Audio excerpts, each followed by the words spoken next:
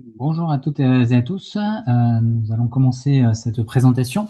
Donc, merci déjà de vous être inscrits nombreux aujourd'hui. Nous allons avoir aujourd'hui une présentation d'Areski pour Nexialog qui vient nous présenter l'étude de benchmark qu'ils ont réalisée sur la publication des articles 29 FLEC au courant de l'année dernière. Et donc, dans un second temps ensuite, on pourra partager avec Pauline Leget et Aurélien Bon leur expérience de ces rapports-là. Donc, Pauline est responsable RSE au sein de Groupama. Aurélien est directeur financier et directeur des investissements au sein de Harmonie Mutuelle.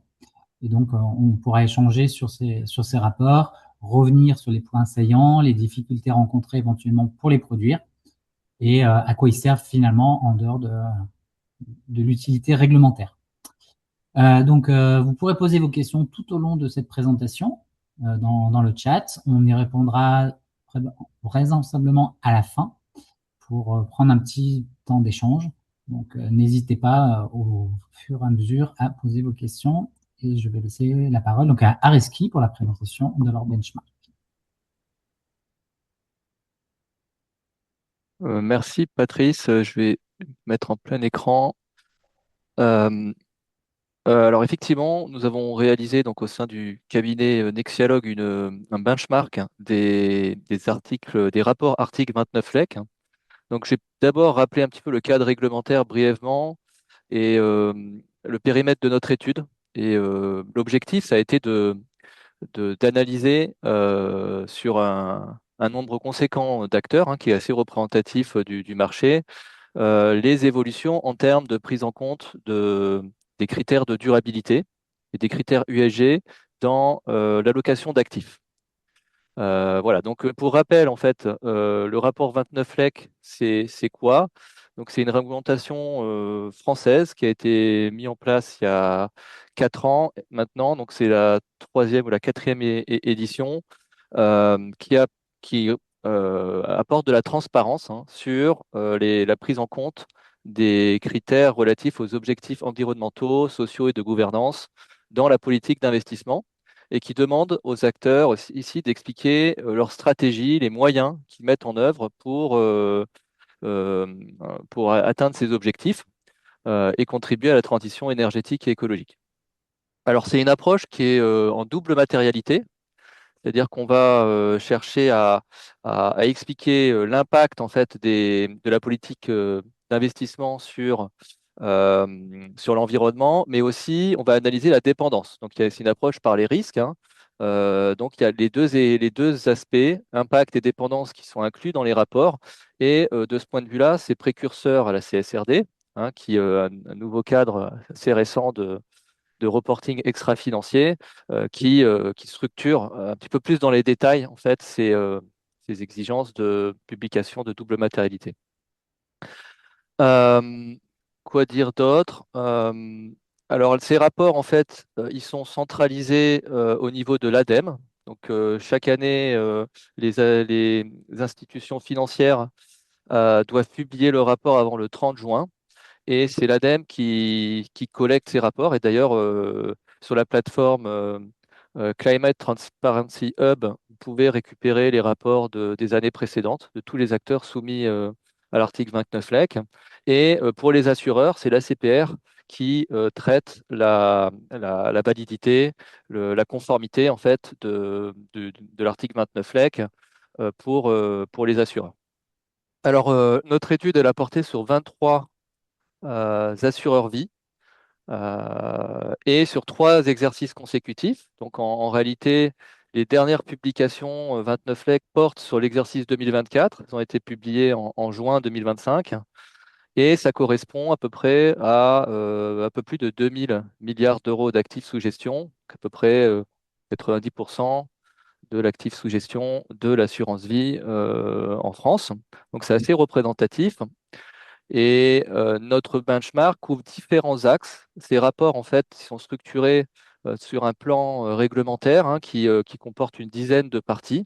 Et nous, on s'est focalisé sur 5 parties. Donc, la taxonomie européenne, les aspects d'éligibilité et d'alignement que je vais présenter juste après, le sujet de classification SFDR des produits financiers, la stratégie d'alignement avec les accords de Paris, ça c'est les objectifs, les ambitions en termes de climat. La stratégie d'intégration des facteurs biodiversité, donc c'est comment en fait les assureurs prennent en compte les objectifs long terme liés à la biodiversité et tout ce qui est gestion des risques ESG, mesure, identification, mesure et gestion des risques ESG. C'est lié à l'impact, hein, pardon, à la dépendance que j'évoquais tout à l'heure, et ce qui rend cet exercice, hein, euh, conforme enfin, analogue à l'exercice de double matérialité de CSRD. Voilà, alors là, vous avez tous les acteurs qu'on a mis en bas à gauche, qu'on a considérés dans notre analyse. Donc, il y a 23 assureurs et vous avez la répartition, hein, par ordre décroissant en fonction du montant d'actifs sous gestion en milliards d'euros sur les trois exercices 23, 24, 25.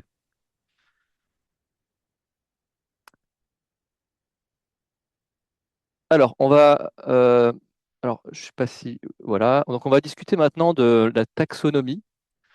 Donc, c'est un des axes clés des rapports 29 LEC, hein. Il s'agit euh, d'identifier parmi les actifs des assureurs la part qui est verte au sens de la taxonomie verte européenne.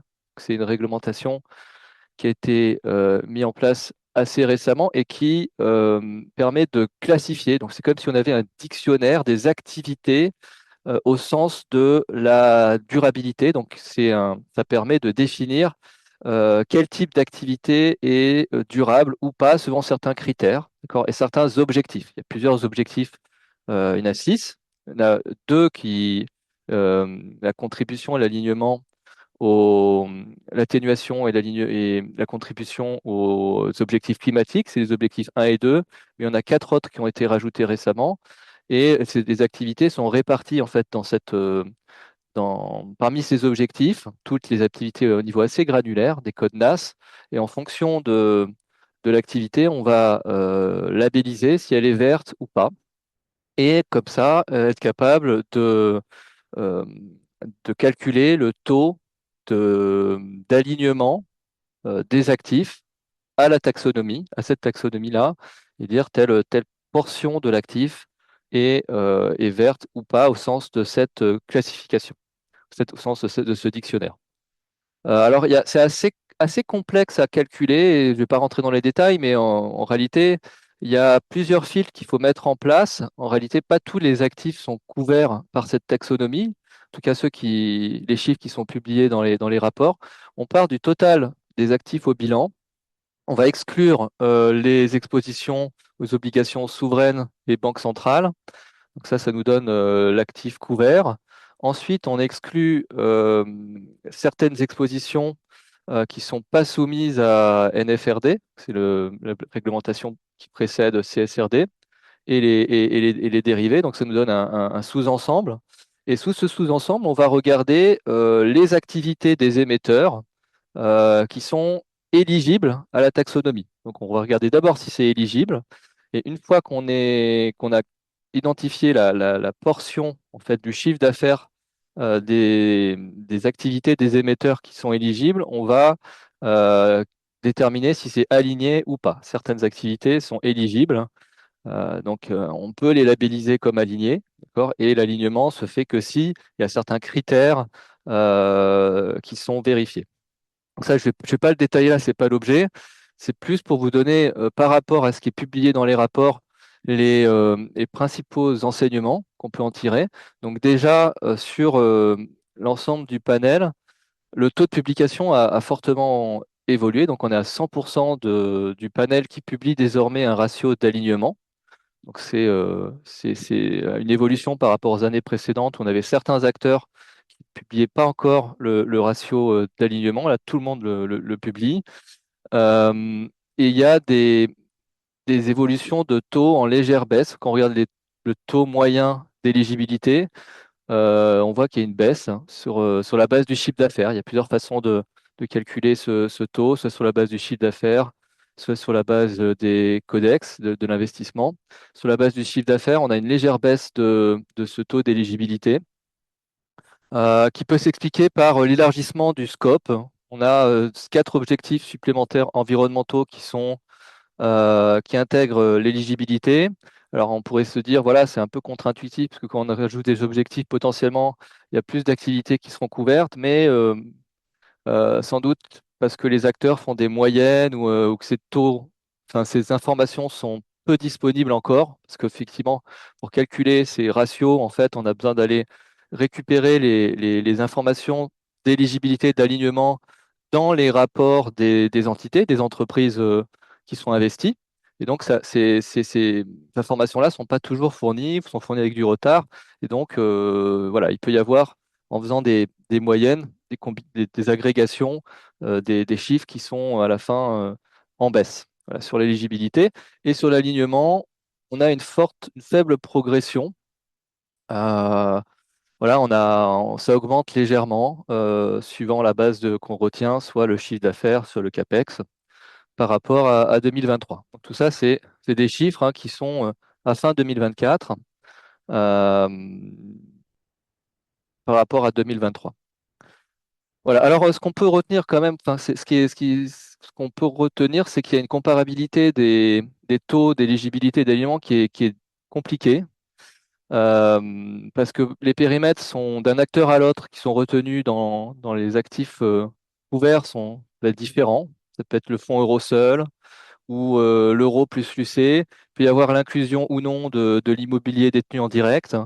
Et la base de calcul peut être variable, soit le chiffre d'affaires, soit le CAPEX, soit les deux. Certains acteurs publient que sur le chiffre d'affaires.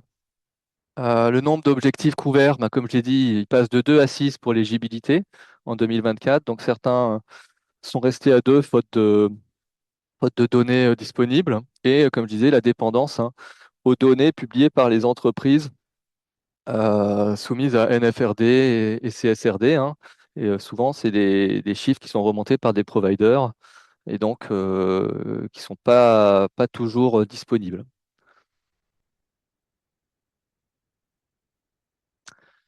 Alors,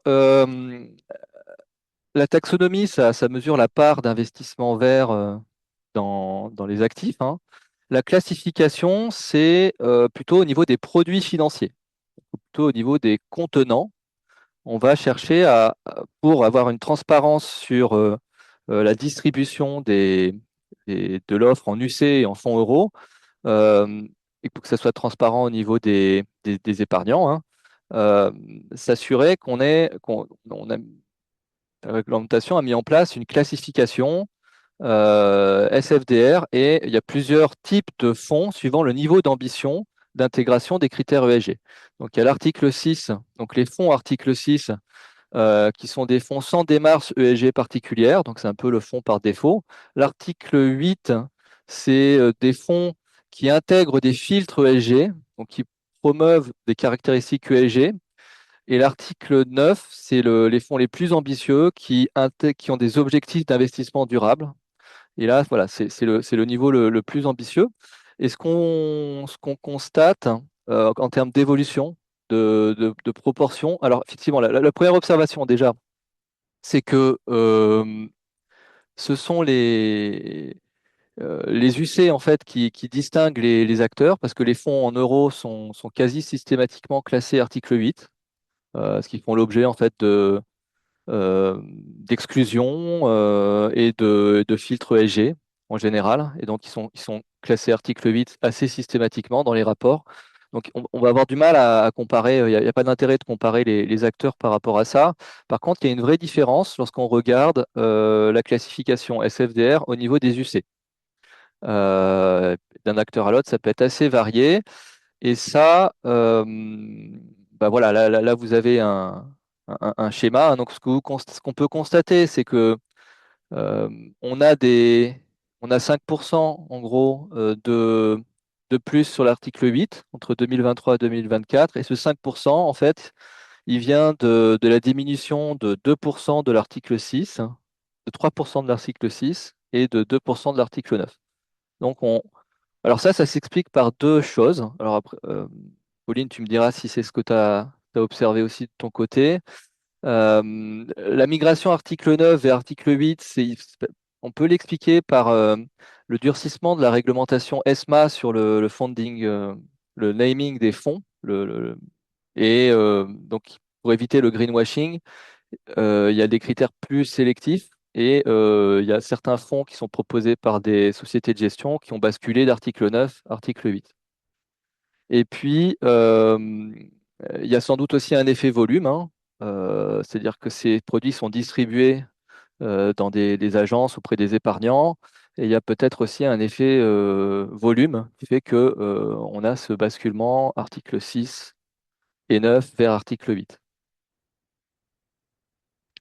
Alors, il y a une réglementation qui évolue, on pourra peut-être en discuter tout à l'heure, hein. Là, il y a une proposition de la Commission européenne pour faire évoluer le cadre de classification SFDR avec de nouvelles catégories, un article 7 sur euh, des fonds transition notamment, et des exigences accrues sur l'article 9, donc qui risque d'avoir un impact, hein, sur le référencement UC et le devoir de conseil. Mais ça ne sera pas pour tout de suite, hein, puisque cette réglementation est attendue plutôt pour 2027-2028.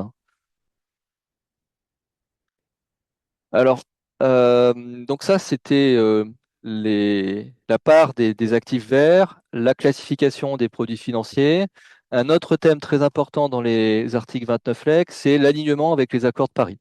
L'objectif d'alignement avec les accords de Paris, notamment dans un monde où on a une augmentation de la température à 2100 par rapport à l'ère pré-industrielle qui est de plus 1,5 degré, d'accord? Donc dans ce cadre-là, on a un niveau d'ambition qui est assez croissant, on constate parmi les acteurs, donc, notamment lié au fait que la maturité sur les métriques carbone est fortement augmentée, donc il y a une meilleure maîtrise des techniques des sujets. Cependant, en fait, ce qu'on constate, c'est quand même que les métriques sont quand même encore difficiles à comparer. Parce que là encore, les scopes, les méthodes de calcul, les données providers, etc., peuvent être assez différentes. Donc, difficile de comparer les acteurs d'un sujet à l'autre. Alors ici, vous avez les principaux enseignements euh, par rapport à ces parties du rapport. Donc, le premier, c'est que tous les acteurs, alors on peut en fait catégoriser les publications sur ce sujet-là en trois thèmes. Donc la première, c'est les métriques. Donc quelles métriques sont utilisées pour mesurer l'empreinte carbone des portefeuilles investis? Euh, les exclusions. Donc quelle stratégie en fait d'exclusion on va mettre en place pour éviter, euh, pour décarboner le portefeuille. Et puis les objectifs de décarbonation, parce qu'effectivement, il s'agit de se donner des mesures, des stratégies d'investissement, mais aussi de se donner des objectifs pour décarboner et être aligné avec la trajectoire plus 1,5 degré de l'accord de Paris. Donc il s'agit aussi de fixer des objectifs de décarbonation très concrets sur certaines métriques. Et là, c'est intéressant, il y a une disparité assez forte entre les acteurs. Et puis enfin, il y a aussi ce qui est lié à l'engagement actionnarial, qui a aussi en termes de stratégie de décarbonation, hein, euh, des politiques de vote, participation aux AG, etc., qui sont mentionnées. Et en lien avec la stratégie, la participation à des initiatives ou des alliances comme la NZAOA, Net Zero Asset Owner Association, ou d'autres, qui sont assez structurantes pour définir les métriques et les objectifs. Donc, sur l'empreinte carbone, ce qu'on constate, c'est que 100% du panel publie une empreinte carbone, en tout cas la calcule sur son portefeuille d'actifs. Donc, l'empreinte carbone, hein, c'est le total des émissions de CO2 financées par l'entité en millions pour 1 million d'euros. Voilà, donc c'est comme ça que ça s'est exprimé. La mesure d'émissions de CO2, c'est l'équivalent euh, de CO2, de tonnes de CO2.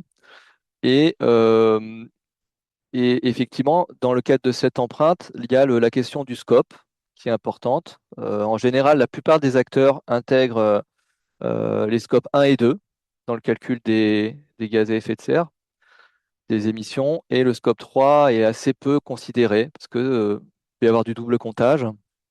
lorsqu'on le prend en compte. Donc pour le moment, c'est voilà, l'empreinte carbone par euro financé, scope 1 et 2. Il y a d'autres indicateurs qui sont considérés. On a la température, donc c'est la température implicite, mais qui, on le voit par rapport à l'année 2023, est en recul. Donc cette métrique, elle est de moins en moins utilisée parce qu'elle est assez, finalement, elle dépend beaucoup de la méthodologie retenue et ça peut vraiment varier d'un acteur à l'autre et c'est pas forcément, au final, même si c'est intellectuellement séduisant comme mesure, c'est compliqué à comparer d'un acteur à un autre, hein, parce que les méthodes sont très différentes suivant les providers. Si on change le scénario, GEC ou NGFS sous-jacent, ça va transformer la température. Donc il peut y avoir des variabilités très fortes sur cette métrique. C'est pour ça que les entités la mettre de plus en plus de côté. Il y a la VAR climatique, hein, qui est mentionnée par 13 acteurs également comme métrique d'alignement, en tout cas de considération climat. Sur les exclusions fossiles, ce qu'on constate, c'est que la quasi-totalité des acteurs ont exclu en fait le charbon de leur investissement, hein. Donc on a des taux des parts d'investissement très faibles maintenant dans les portefeuilles. Euh, Quand on regarde en matière d'exclusion sur le pétrole et le gaz conventionnel, en fait, il y a des progrès à faire encore. Seuls 40% ont des politiques d'exclusion robustes. Et lorsqu'on regarde vraiment la mesure de l'exposition aux énergies fossiles, donc une fois qu'on a exclu, qu'on regarde la mesure d'exposition fossile, là, il y a vraiment des disparités. Et c'est là où il y a peut-être les plus grosses disparités dans les rapports 29 LEC, c'est sur l'exposition fossile. Euh, Ça peut passer de 0,3% à 8,5%. Et ça, c'est pas parce qu'il y a un manque d'ambition de certains acteurs, c'est beaucoup lié à la méthode. Donc les méthodes sont très disparates également, hein. Suivant qu'on considère que 100% du chiffre d'affaires et 100% de l'exposition est intégrée dans le ratio ou seulement le pourcentage du chiffre d'affaires qui correspond à de l'exploitation fossile. Voilà, il y a une variété aussi de périmètres, suivant voilà, le périmètre d'actif, ça peut être côté seul, UC plus non coté, ou également les providers de données sur ces métriques-là de taux d'exposition aux énergies fossiles peuvent être très variables suivant les providers. Euh, Voilà, la CPR et l'AMF poussent vers une méthode 100% pour uniformiser la comparaison de l'exposition aux énergies fossiles entre les acteurs. Ah, Sur les objectifs de décarbonation, ouais, peut-être tu veux passer à la biodiversité, peut-être? Tu veux oui, voilà. Bah, une allez, on va avancer effectivement parce que le temps passe. Sur la biodiversité, euh, alors les acteurs se structurent autour de l'accord de Codeming-Montréal, qui cible 23 objectifs. Et effectivement, dans les rapports, chaque acteur explique la manière dont ces actions contribuent aux cibles de l'accord Codeming-Montréal, donc par cible. Donc on a évidemment des cibles qui sont plus représentées que d'autres. Le financement, par exemple, il y a 11 assureurs qui traitent de cette cible-là, en tout cas qui expliquent comment ils contribuent à cet objectif, le changement climatique. 10 assureurs, la transparence des entreprises, 10 assureurs. Voilà, on constate que il y a une forte progression des cibles et à la planification territoriale. C'est la cible 1 qui passe de 2 à 5 assureurs. Donc c'est des thèmes qui sont de plus en plus populaires. Réduction de la pollution aussi. Voilà. Alors là encore, il y a les cibles, il y a les métriques et la manière dont on se donne des objectifs sur ces métriques. Est-ce qu'on pilote certaines métriques ou pas? Sur la biodiversité, on est, on va dire, beaucoup plus en retard que sur le climat. Euh, les acteurs utilisent des métriques d'empreinte biodiversité. Donc il y a 3 grandes métriques. Euh, et encore. CDC biodiversité, iceberg biodiversité. Donc il y a 3 acteurs, 3 méthodologies. Euh, Voilà, donc ils publient une empreinte biodiversité, mais très peu se donnent, quasiment aucun se donne des objectifs ciblés de réduction d'empreinte. Euh, c'est plutôt de l'investissement à impact. Voilà, sur les forêts, sur l'immobilier. Voilà, c'est plutôt comme ça. Et puis l'engagement actionnarial sur la biodiversité est vraiment embryonnaire. Il y a très peu d'acteurs qui se positionnent sur ça. Et pour finir, donc le risque ESG, c'est aussi une partie importante des rapports qu'on a souhaité comparer. Euh, Là aussi, il y a plusieurs façons de, de structurer l'analyse. Donc, il y a déjà l'identification des risques. Donc, quels risques sont identifiés par les acteurs? Donc là, vous voyez à droite une répartition des risques. Donc, c'est le risque de transition, le risque physique, risque de responsabilité, biodiversité. Donc, les acteurs expliquent comment ces risques les impactent. La quantification du risque de transition, ça, c'est aussi il y a aussi une variété d'approches en termes de métriques, suivant qu'on va regarder les stress tests, la VaR climatique ou l'exposition au risque de transition ou la combinaison de ces métriques. Pareil pour le risque physique, il y a une variété de métriques qui sont utilisées. Euh, et puis, ce qu'on peut constater, c'est peut-être le message clé à retenir pour cette thématique-là, c'est qu'effectivement, il y a des acteurs qui présentent des méthodologies, des métriques de mesure de risque qui présentent ces risques-là, mais assez peu font le lien avec la gestion prudentielle, avec l'ORSA typiquement, les scénarios climatiques. Euh, donc l'intégration dans le dispositif prudentiel reste assez faible pour le moment. 4 assureurs intègrent explicitement des expositions fossiles dans l'ORSA. 5 utilisent les scénarios NGFS dans des stress tests. 14 se limitent à des mentions qualitatives du risque de transition. Donc voilà, il y a cet aspect-là, hein, un découplage un petit peu de ce qui est présenté dans les rapports Van de Vleck en termes de gestion risque ESG et l'ORSA, et l'analyse aussi, l'horizon d'analyse qui reste assez insuffisante. Les horizons des chocs retenus sont souvent court terme, 3-5 ans, alors que le risque climatique se matérialise bien sûr sur des horizons beaucoup plus longs. Donc voilà ce qu'on a analysé. Si vous voulez en savoir plus, hein, bah, évidemment, on a tout le détail de l'analyse et des chiffres qui sont présents dans le benchmark hein, qu'on a produit, que vous pouvez retrouver sur le site du cabinet. Merci à Reski pour cette présentation détaillée qui nous permet justement de voir un petit peu l'évolution des différents acteurs et de voir que c'est en progression, mais qu'on reste encore avec des difficultés d'analyse et de méthodes aussi pour pouvoir avoir des comparaisons faciles entre chacun, ce qui est un petit peu normal aussi, comme c'est des enjeux qui se construisent petit à petit en fonction aussi de ce que peuvent publier des fois les entreprises sous-jacentes dans les portefeuilles. Peut-être que là-dessus, justement, Pauline, on pourrait peut-être commencer à parler un petit peu avec toi de la préparation des rapports. Comment chez vous, vous faites ça, la taille de l'équipe, combien de temps vous y passez à peu près, et puis les enjeux à venir cette année dans cette Oui. préparation. Alors peut-être, juste avant de commencer, il y a un petit correctif. Donc moi, je ne suis pas responsable RSE, je suis responsable finance durable, mais ça fait justement le lien.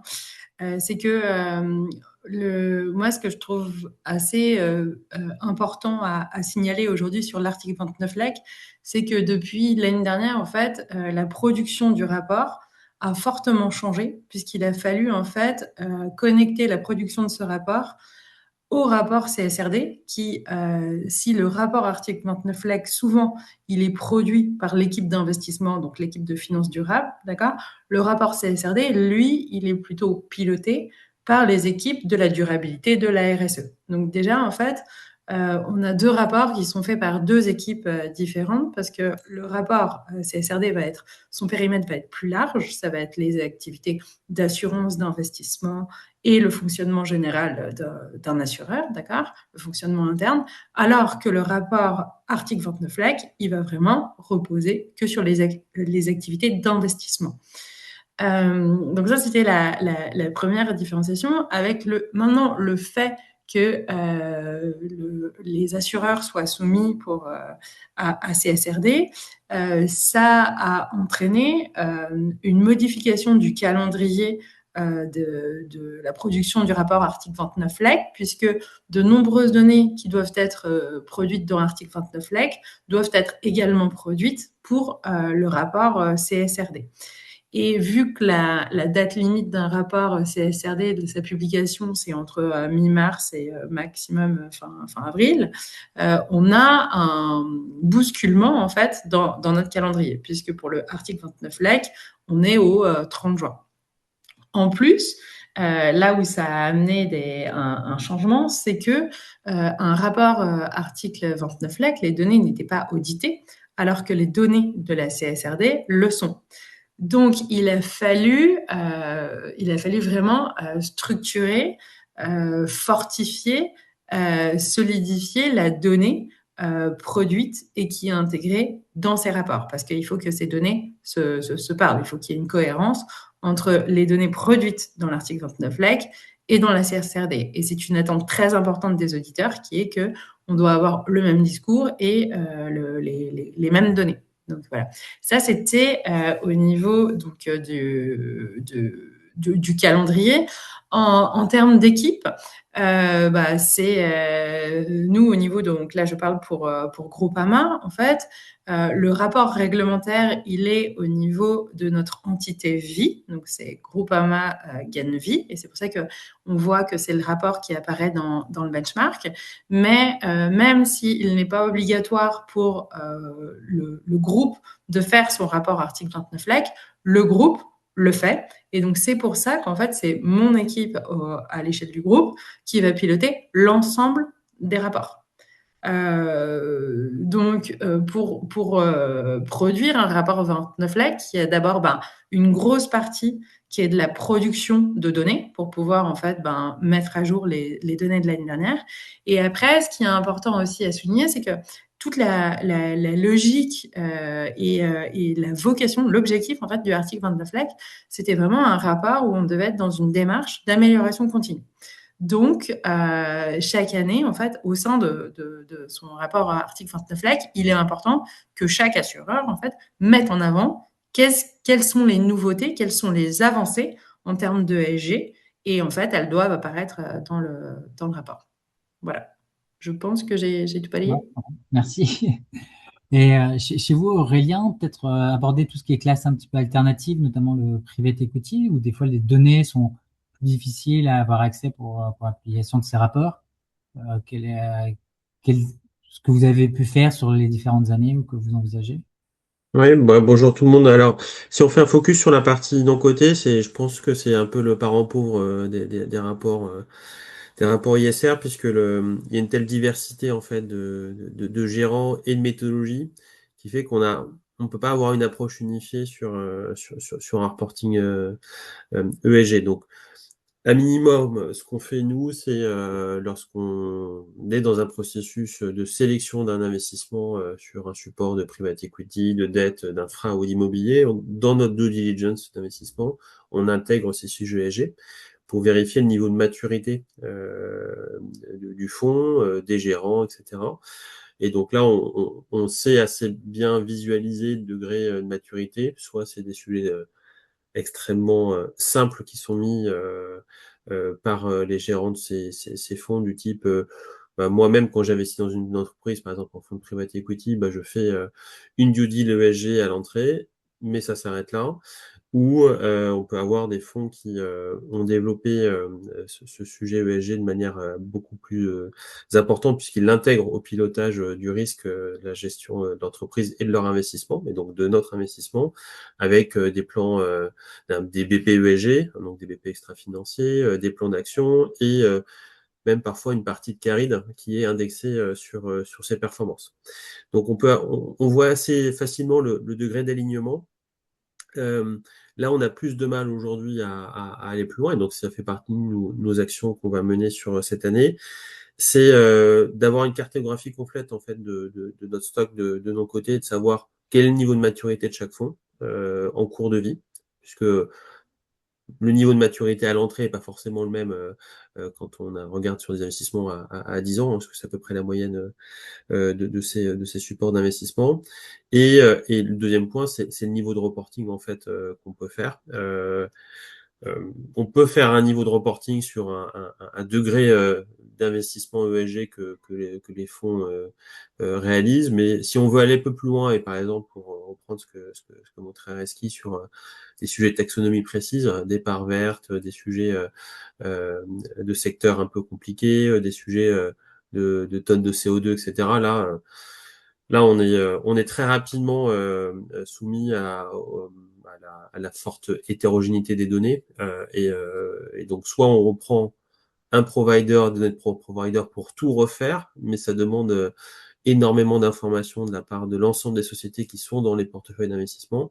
Soit on pilote en fait en fonction de chacune des méthodologies des gérants de fonds. Et c'est plutôt aujourd'hui ce qu'on regarde. Et donc, on n'a pas de vision consolidée de tous ces aspects. Donc, c'est quand même une part non négligeable aujourd'hui, hein, l'actif non coté, puisqu'en moyenne, chez un institutionnel, c'est à peu près 15% du stock d'allocation, le non coté. Sur le côté, je pense qu'il y a beaucoup de choses qui sont faites et qui sont développées, mais ça, voilà, il reste encore pas mal de choses à faire. Et même si la profession côté gestion privée, de private asset, évolue là-dessus, on est encore très très loin de ce qu'on peut avoir sur les aspects cotés, notamment en termes de pilotage du risque. Pauline, peut-être revenir sur l'autre classe, un petit peu l'immobilier aussi, qui Oui, alors je a pense que évolué. avant même de rentrer dans l'immobilier, je pense que ce qui est intéressant, c'est de redire un tout petit peu, donc dans ce rapport, comme disait Areski, on doit produire certains KPI. Donc au début, c'est des KPI sur l'approche ESG qui sont vraiment à l'échelle de la société de gestion, assez génériques. Après, il y a sur tout ce qui est finalement la gouvernance, la rémunération, etc. Et ça, finalement, c'est des données aussi qui sont reprises dans la CSRD. Donc c'est des données qui maintenant roule bien, etc. Et après, souvent, ce qu'on constate, c'est que on déroule le rapport par classe d'actifs. Donc, ce qui a été dit, c'est qu'au niveau du côté, on est à peu près tous branchés sur des fournisseurs de données ou alors de la donnée interne, etc. Donc, on a des informations qu'on peut publier, qu'on peut suivre. Comme disait Areski, on est devenu très mature. Maintenant, quand même, un degré de maturité assez important sur le carbone. Sur le scope 3, bon, on n'y est pas encore, mais de plus en plus quand même si on ne se fixe pas de cible, on divulgue ces émissions pour certains sur le scope 3. Comme tu disais, Reski, et je trouvais que c'est important, en effet, il y a des indicateurs qui sont en perte de vitesse, comme la température, parce que c'est des méthodologies qui sont très compliquées, que finalement, on a du mal à piloter. Mais ce qu'on voit en termes, sur la poche cotée, comme indicateur un peu prospectif, on voit qui est de plus en plus utilisé par des assureurs, c'est par exemple la part des émissions du portefeuille qui seraient validées SBTI. Donc, on commence aussi, on remplace, puisqu'on a un niveau de maturité important, on commence à remplacer. Donc ça, c'est sur finalement les actifs cotés. Donc, on n'a pas trop de problèmes là-dessus. Et puis les rapports, c'est un peu le gros du rapport, c'est l'analyse de cette poche-là. Ensuite, ce qu'on a vu, c'est sur la poche immobilier, on a vu une forte progression, je trouve. Et moi, j'explique cette forte progression avec notamment la NZDAOA, puisque nombreux assureurs et investisseurs institutionnels sont membres de la NZDAOA en France. Et il y a l'obligation en fait de se fixer un objectif de réduction sur cette poche en fait immobilière. Et suite à cette obligation, puis il y a aussi le décret tertiaire, donc en France, en termes de réglementation. Donc, suite à finalement, c'est le décret tertiaire, l'obligation à NZDAOA, on a vraiment dû avancer en termes de mesure des GES sur notre portefeuille. Et contrairement au non-coté, c'est une classe d'actifs où finalement on a un levier opérationnel qui est fort. Pour certains, on a justement les actifs en direct. On a vu aussi sur les dernières années des actifs immobiliers beaucoup plus connectés avec de la donnée. Donc maintenant, en fait, c'est presque quasi la norme d'avoir une grande partie de son portefeuille immobilier avec des données de consommation réelle. Et en plus, l'émergence de la courbe crème qui permet en fait de donner la trajectoire de son portefeuille.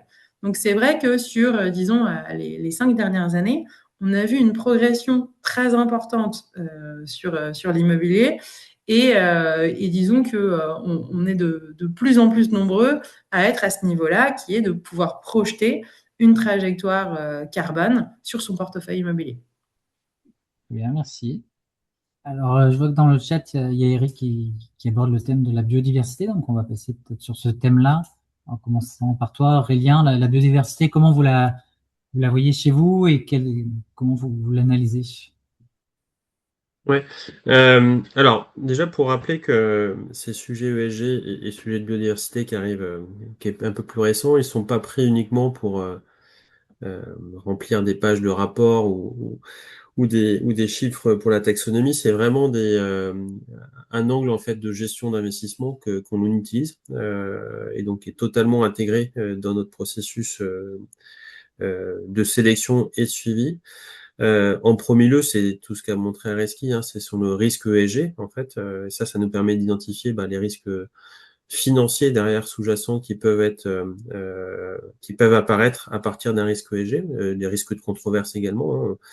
On a tous eu le cas d'un groupe de maisons de retraite où on a eu un sujet de controverse importante sur lequel on a bien vu la matérialité financière que peut avoir des sujets ESG. En deuxième lieu, ces sujets ESG, ça nous permet aussi de piloter pour améliorer en fait l'impact de nos portefeuilles. Donc le sujet climat, on a parlé, hein, on s'est donné des objectifs de réduction de 50% sur les 3 scopes, avec des plans d'action associés pour pouvoir le piloter. Et le sujet de biodiversité qui est plus récent, mais fait également partie de cet aspect d'amélioration en fait de notre impact sur les différents écosystèmes. Il est plus récent, il est beaucoup plus complexe aujourd'hui à développer puisque la matérialité est extrêmement compliquée à calculer. Et donc nous, on a pris une approche assez basique, mais qui nous a quand même permis de monter sur des thématiques précises des actions internes ou des actions d'exclusion. Et on l'a basé sur 4 piliers. Le premier pilier, ce qui est important, c'est d'identifier en fait les différents risques qu'on peut avoir avec ces sujets de biodiversité. Et dans les sujets de biodiversité, notamment, il y a les sujets de réduction de pollution sur des secteurs bien précis comme les produits pétrochimiques, les PFAS, les plastiques et l'eau. L'autre sujet qui est également important dans la biodiversité, c'est la lutte contre la déforestation. Donc, déjà, le premier point pour nous, c'est d'identifier par rapport à notre portefeuille d'investissement, est-ce qu'on était exposé à ces différents risques selon ces différentes thématiques d'essayer de suivre justement le risque quand il était identifié et d'approfondir ce niveau de risque. Le deuxième pilier, c'est de commencer à avoir des actions de dialogue avec les différentes entreprises dans lesquelles on a une exposition à un risque de biodiversité, soit directement avec des entreprises, c'est ce qu'on peut faire avec quelques acteurs, mais essentiellement pour notre part, parce qu'on pense que c'est beaucoup plus impactant à travers des initiatives. Donc ça peut être par exemple l'action de CDP, les actions sur la biodiversité, sur Nature Action 100+, ou plus globalement sur des campagnes avec le FIR dans lequel on est également actif. Donc du dialogue pour essayer de faire évoluer les acteurs, en tout cas peut-être aussi de pouvoir mieux identifier les risques dans lesquels on est et les actions que mènent les entreprises derrière. Le troisième pilier qui peut être directement, je dirais, après le niveau de dialogue s'il n'est pas positif, c'est l'exclusion. Et notamment, on a regardé, nous, sur 3 thématiques qui nous semblaient assez propice à ces sujets d'exclusion, c'est tout ce qui est pesticides et néonicotinoïdes, tout ce qui est plastique, l'eau et les sujets de sucre avec l'obésité. Pour une mutuelle santé, c'était important, et les sujets d'huile de palme pour le sujet de déforestation. Et donc là, on a mis dans notre politique d'investissement des critères d'exclusion à partir d'un certain montant de chiffre d'affaires sur notre univers d'investissement pour que ces actifs ne soient plus, ces entreprises ne soient plus investissables de la part de nos gérants. Et le quatrième axe qui nous semblait également important, c'est de soutenir en fait les entreprises solutions, puisque si on identifie les risques, mais qu'on exclut les moins bons, il faut aussi qu'on puisse permettre une meilleure évolution de ces sujets de biodiversité. Donc, à travers ce pilier, on souhaite investir dans des entreprises solutions.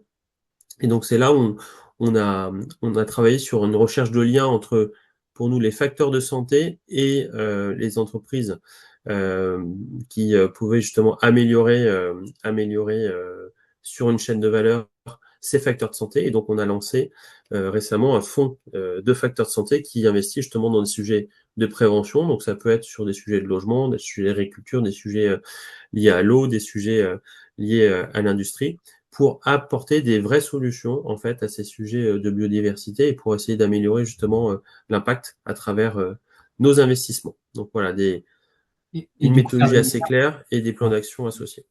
Et du coup, finalement, faire le lien aussi avec vos adhérents à la fin sur la santé. Exactement.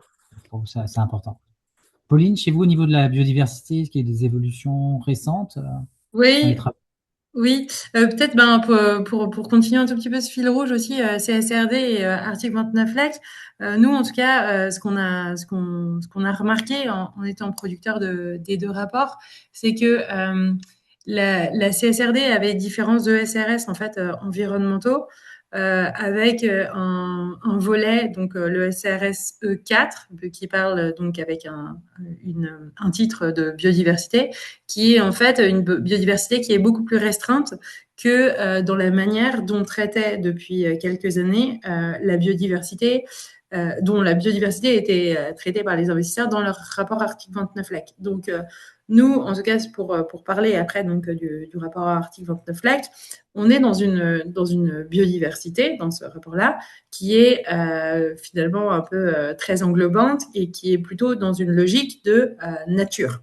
C'est-à-dire une biodiversité où on va prendre en compte l'eau, la pollution, les espèces, l'artificialisation des sols, etc. Donc, la logique qu'on décrit en matière de biodiversité dans notre rapport à l'article 29 LEC, elle est globale.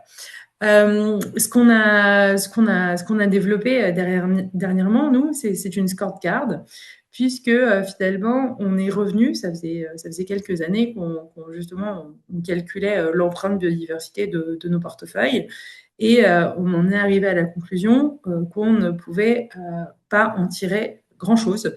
Et donc, il fallait finalement s'orienter sur d'autres mesures. D'où la création de notre scorecard, qui est plutôt un outil de gestion des risques aussi, finalement, puisque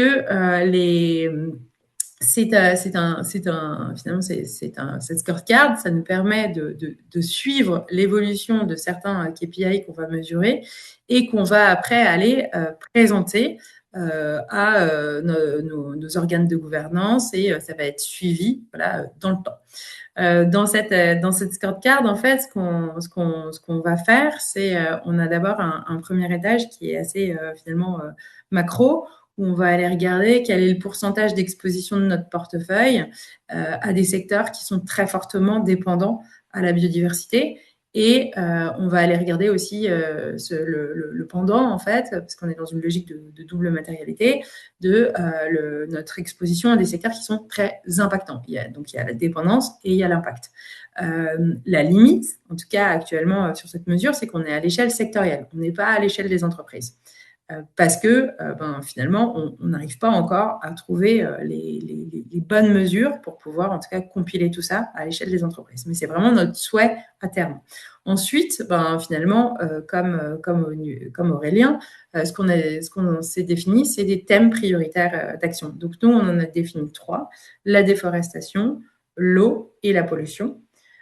puisque lorsqu'on faisait les études d'impact et de dépendance, ce qu'on voyait, c'est que c'était les thématiques qui finalement étaient les plus impactantes ou dépendantes à l'échelle du portefeuille. Et actuellement, où est-ce qu'on en est? C'est d'essayer de trouver les KPI sur ces 3 thématiques les plus pertinents à suivre dans le temps. Alors, on a essayé à un moment le PAI consommation d'eau. On s'est rendu compte que la donnée, elle était trop parcellaire sur notre portefeuille. Donc, on en est encore à cette étape de recherche sur la pollution. C'est pareil, il y a un PAI pollution. En plus, on est dans cette logique de qu'est-ce que vont devenir les PAI dans le temps. Donc, comment on peut asseoir notre stratégie sur ces données qui vont potentiellement ne plus être reportées par les entreprises. Voilà. Donc, on a commencé à monter cet outil. Il est en pleine construction.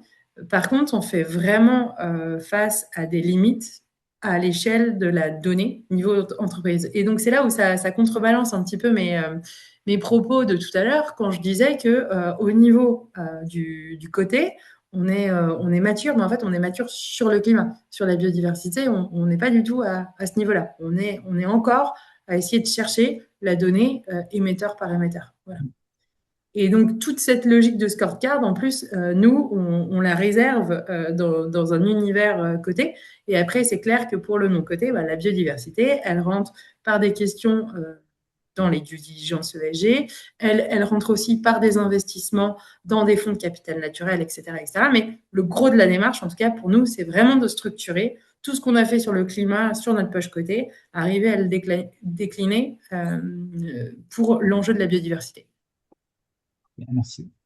Et du coup, Aurélien, dans tout ce qui est KPI, justement, qui sont développés sur le climat, qui commencent à se faire un petit peu sur la biodiversité, nous, comme on est un groupe de travail au sein de l'Institut, qui s'intéresse justement au lien avec l'allocation d'actifs et peut-être pilotage de résultats, est-ce qu'il y en a certains que vous avez réussi à identifier?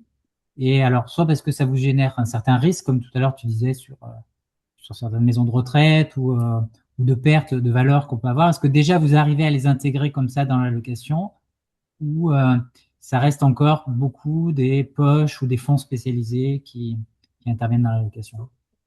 Alors, nous, l'intégralité de nos actifs cotés ont un score ESG. Donc, on a un risque ESG qui est calculé. Donc, ça, c'est le premier indicateur global qu'on regarde. On suit l'ensemble des controverses aussi sur tous nos actifs cotés. Ça, c'est un élément important. À partir d'un certain niveau de controverse, on a un échange qui s'enclenche et qui peut aboutir jusqu'à une exclusion.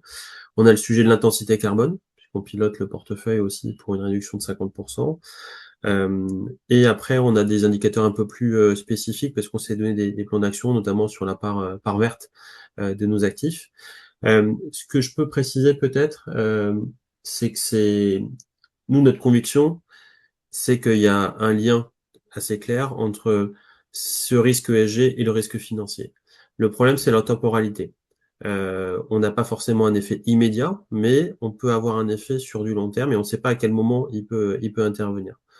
Il peut intervenir très rapidement quand on a un sujet de controverse, on l'a vu, mais sur des sujets de transition, ça peut être beaucoup plus long. Donc c'est un pari aussi pris pour un investisseur de se dire, mais en fait, moi, j'ai pas envie d'avoir dans mon portefeuille des activités qui sont délétères pour la transition ou qui auront du mal à faire de la transition, puisque je sais que je vais avoir un risque financier sous-jacent derrière.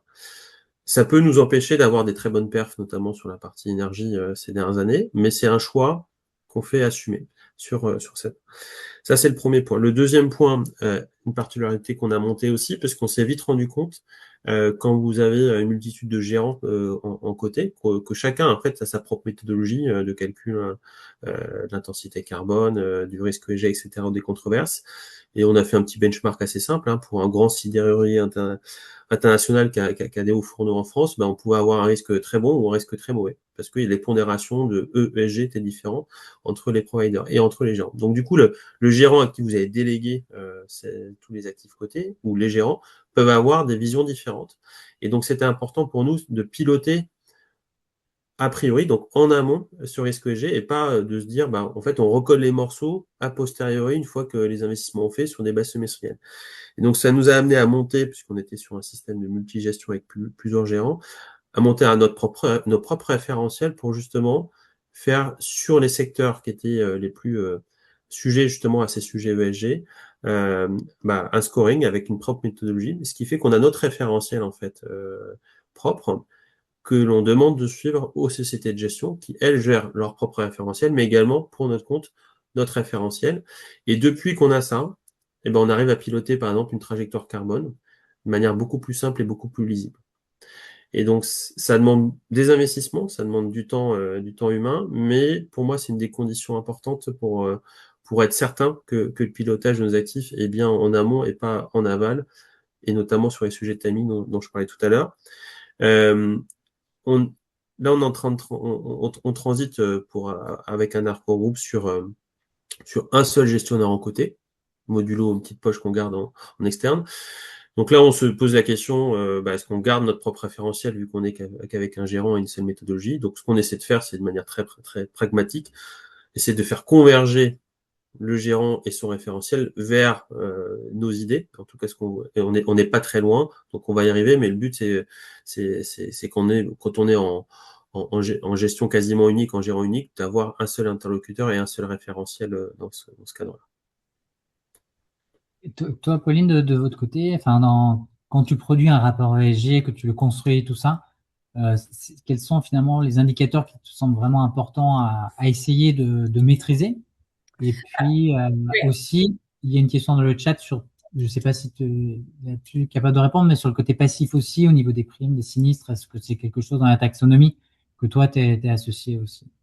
Alors, pour répondre tout de suite à la taxonomie, les primes, les sinistres, etc., c'est une toute autre équipe qui s'occupe de ça. En fait, on a vraiment, comme je vous disais, moi, je suis la responsable finance durable, c'est-à-dire au niveau des investissements, la stratégie ESG, c'est moi. Donc après, au niveau des souscriptions, il y a des personnes qui sont en charge de ça. Donc, et après, il y a des groupes de travail internes où finalement, on va parler de la taxonomie avec les deux volets, etc. Mais moi, mon chapeau, c'est la taxonomie investissement. Donc, je ne suis pas la meilleure personne pour répondre à ça. Après, la personne peut me contacter et on peut mettre en contact avec l'équipe en interne. Après, depuis toujours, le rapport article 29 LEC, il a quand même été principalement son ancêtre, le 173, il était quand même très orienté climat. Et en fait, c'est pour ça que moi, je trouve que c'est vraiment un rapport qui est important. Le gros de l'énergie est autour de cette performance climat parce que la donnée est mature et on peut vraiment expliquer finalement aux lecteurs, à nos parties prenantes, quelles sont les règles qu'on a mis en place, quel est l'impact de ces règles et comment on le pilote et quelle est la trajectoire. Donc c'est vrai que c'est très satisfaisant en plus de pouvoir montrer ça, de pouvoir montrer comment on monte en compétences, de pouvoir développer toute une manière, toute une approche qu'après on essaye de développer sur d'autres thématiques. Donc voilà, moi je trouve que c'est vraiment très important ces données-là. Et par exemple, quand j'ouvre des rapports des concurrents pour voir un peu ce qui se fait, c'est toujours, je vais aller regarder un peu quelles sont un peu les nouveautés sur ce sujet. Et c'est un sujet réglementaire, mais qui à la fin permet justement d'aller au-delà et pas simplement produire un meeting, mettre un chiffre. Voilà. De construire une histoire en arrière, un objectif et de faire avancer tout le monde sur ce sujet-là. Vous aussi, Aurélien, est-ce que c'est comme ça que vous le voyez un petit peu ce rapport? Oui, tout à fait. Enfin, je pense que le nombre de consultations qu'on a sur le site internet n'est pas énorme. Par contre, pour nous, c'est un vrai outil de gestion du risque interne, gestion financière, et c'est également un outil de communication et d'explication de ce qu'on fait, parce que on est un assureur, donc on assure du risque, mais on est également, je dis souvent chez Harmonie, on est également, on a le métier d'investisseur, on a plusieurs milliards à investir avec une certaine responsabilité, et c'est important d'expliquer aussi à nos adhérents, à nos clients, la façon dont on gère en fait ces investissements et comment on les gère, et notamment le risque qu'on a sur la partie ESG, mais également les impacts qu'on veut diminuer, notamment sur la partie pollution, biodiversité, etc. Et peut-être si je peux juste rajouter un point, c'est important au niveau des métriques, mais moi ce que je vois aussi, même d'un point de vue humain, en fait, chaque année, c'est un peu notre grand rendez-vous. Et moi, au niveau de mon équipe, je dis tout le temps, mais quelles sont les nouveautés? Il faut qu'on ait des nouveautés, il faut qu'on avance. Donc c'est vrai que c'est aussi c'est un très bon moteur, je trouve. Que finalement, je pense qu'on était un petit peu au début à traîner des pieds, l'exercice très lourd, etc. Mais ça permet vraiment d'avoir cette dynamique. Et après, justement, en ce moment qu'on dit qu'il y a un peu de recul sur la partie ESG, est-ce que Pauline, Aurélien, vous estimez que non, les gens restent quand même engagés à essayer de progresser là-dessus? Alors, moi, je dirais que on a dû aussi tellement développer des données, un process structuré pour la récupération des données, qu'on a habitué aussi finalement nos parties prenantes à lire ces données. Donc, je vois pas de recul en fait, parce que ils se sont rendus compte aussi que c'était très utile. Et après, je pense que le secteur de l'assurance, il fait face quand même à de gros enjeux, notamment climatiques. Donc, on a l'écoute quand justement on va présenter de la donnée pertinente qu'on maîtrise et qu'on sait piloter. Ouais, puis moi je suis convaincu que les générations, les nouvelles générations, c'est un sujet qui est très important pour eux. Donc voilà, il est hors de question pour nous de faire marche arrière et je pense que ceux qui prennent du retard en ce moment le paieront certainement un jour. Hein.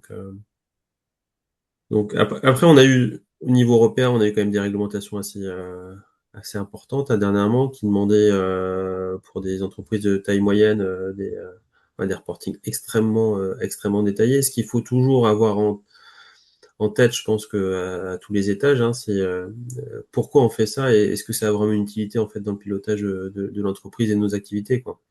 Si on n'arrive pas à faire ce lien, ça restera des données réglementaires qui seront remplies et puis qui ne sont pas utilisées. Donc tant qu'on a ce lien et qu'on explique ce lien, voilà, il y a des indicateurs réglementaires qu'on utilise plus que d'autres et donc ils sont beaucoup plus fournis, beaucoup plus détaillés. On a des fréquences beaucoup plus importantes, donc il y aura toujours ça en fait qui fera le match. Je vous propose de conclure là-dessus. En tout cas, merci beaucoup à tous les trois d'avoir participé à ce panel, parce que ton éclairage, Areski, nous a permis de voir un petit peu justement où chacun en était aujourd'hui, comment ça avançait, sur quel point on pouvait vraiment avoir des améliorations. Et puis après, l'échange avec Pauline et Aurélien, j'espère qu'ils vous ont intéressé de voir justement côté pratique, vraiment comment c'est mis en place, à quoi ça sert et où c'est qu'on va. Donc, encore merci à tous les deux d'être venus participer à ce groupe de travail, puisque c'est toujours bien d'avoir justement cette vision-là. Et je vous souhaite à toutes et à tous une bonne journée. Merci. Au revoir. Merci, bonne journée. Bonne journée. Au revoir.